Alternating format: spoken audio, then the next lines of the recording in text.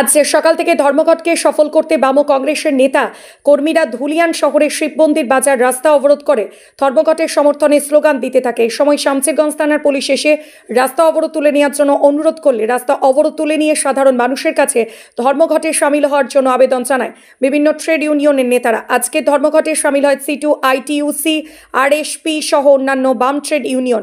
আজকে ধর্মঘটে ধুলিয়ানে office, bank ও কিছু দোকান বন্ধ ছিল, যদিও রাস্তায় কিছু ছোট যানবাহন চলছে।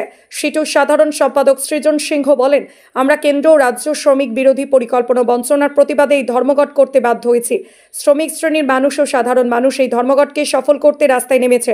আমাদের এই ধর্মঘট সফল। এবং আপনারা জানেন যে 24 ঘন্টা এই ধর্মঘট শ্রমিক স্বার্থ বিরোধী নীতি কেন্দ্রীয় সরকারের এবং রাজ্য সরকারের শ্রমজীবী মানুষের স্বার্থ বিরোধী যে নীতি, সেই নীতির প্রতিবাদে আজকে হচ্ছে এই বন্ধ বা ধর্মঘট।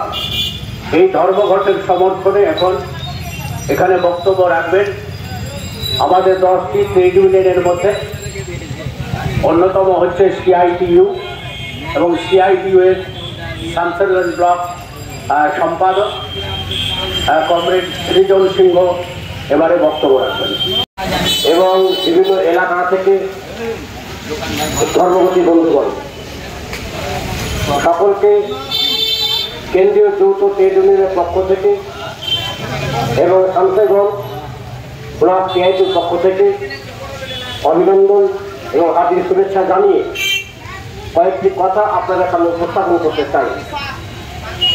আপনারা ইতিমধ্যে জেনেছেন যে আজকে কেন্দ্রীয় যৌথ যে 10টি ইউনিয়ন এবং ফেডারেশন সময়ের আহ্বানে সারা দেশব্যাপী যে 24 ঘন্টা সাধারণ ধর্মঘটে আহ্বান করা হয়েছে। আমরা এই ধর্মঘটে গেলাম কেন? আমাদের এই ধর্মঘটে যাওয়ার উদ্দেশ্যটা কি? আজকে বাংলা তথা সারা দেশের যে রাজনৈতিক যে পরিস্থিতি এবং এই রাজনৈতিক পরিস্থিতি যার জাঁতাকলে যেভাবে শ্রমিক শ্রেণীর মানুষ তার অধিকার থেকে বঞ্চিত হচ্ছেন, তেমনি কৃষক, ক্ষেত মজুর যে সমস্ত বন্ধুরা আছেন তারাও তাদের অধিকার থেকে বঞ্চিত হচ্ছেন। শুধু তাই নয়, আজকে সারা দেশে যে অসংগঠিত শ্রমিক, এই অসংগঠিত শ্রমিকের যে শ্রম আইনের মধ্যে যে 29টি কোড ছিল, সেই 29টি কোডকে তারা বাতিল করে 4টি শ্রম কোডে তারা অন্তর্ভুক্ত করেছে, যা শ্রমিক স্বার্থ বিরোধী।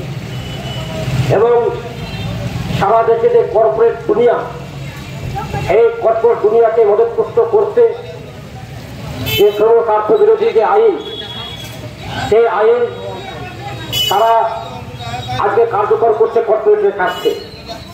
তাই আমরা সারা দেশে যে শ্রমজীবী মানুষ এবং খেটে খাওয়া মানুষ তার যে অধিকার, সেই অধিকারকে প্রতিষ্ঠিত করার লক্ষ্যে এবং তাদের সমস্যা সম্বলিত কিছু দাবি দেওয়া নিয়ে সারা দেশের যে ন্যূনতম যে 17টি যে দাবি, সেই দাবি নিয়ে আমরা আজকে এই আন্দোলন ধর্মঘটে সামিল হয়েছি।